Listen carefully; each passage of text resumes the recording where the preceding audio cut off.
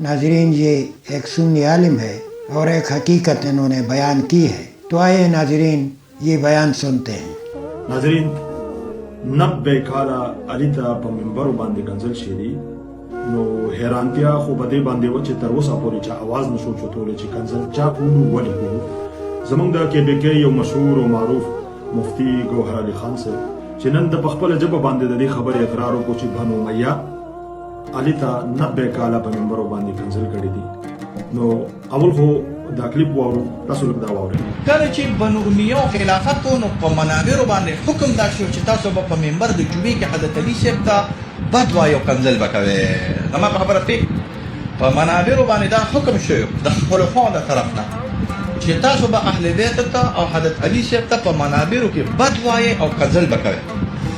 دوه طایفې را لګېدلې وي چې هغوی به د حضرت علي صاحب مخالف وي. سود الله وجهه، سود الله وجهه، یو خوارج او یو بنو امیہ.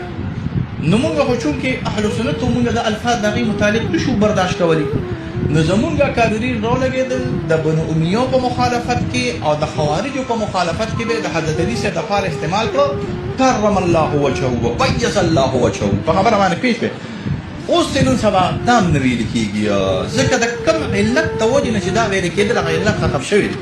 ما په خبرو خیال دي تاسو مه خفه کېږئ. ما تاسو ته وایي زه محب اهل بیت خو شرعي مسلې به درته بیان.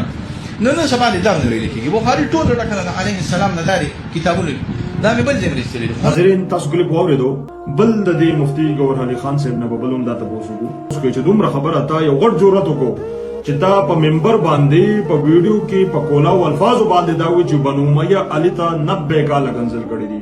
زه درته دا هم ښیم چې بهی د 100 منبرونه به علي ته کنځل کېدو او چې علامه زمخشري او جلال الدین سیوطي دې دواړو لیکلي دي چې د بنو امیہ په دور کې د 0 منبرونه 1000 منابر سے زیادہ علی کو گالی دی جاتی تھی اور ان کا جمعے کا خطبہ تب تک مکمل نہیں ہوتا تھا جب تک علی کو گالی نہ دی جاتی تھی. اور بیا په بخاری کې حدیث ته چې سباب المؤمن فسق، کم سړی چې مؤمن مسلمان ته کنځل کوي هغه فاسق ته نو آیا د علی غوندې مؤمن ته چې کنځل کول هغه منافق نه. نن په دې دور کې کچا صرف دومره आवाज چوت کړی دی چې د علی ګستاخیانې به کېدي، د مخالفت نه د مقابلې نه ډېر شی پاکیانې پیش کېدي.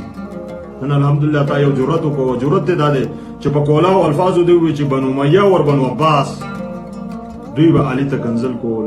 علي ته به یې کنځل ولې کول؟ خصوصا نن چې زه په دې دور کې د علي نوم اخلم نو چې 90 کاله علي ته به منبرو کنځل شي دي په ما به هم فتوی لګي. 90 کاله چې علي ته په منبر باندې کنځل شي دي باغ باندې لعنتونه شي دي چې نن 1400 کاله بعد زه د علي نوم اخلم ما باندې به د شریعت فتوی لګي او بیا به ما د کنځل کېږي.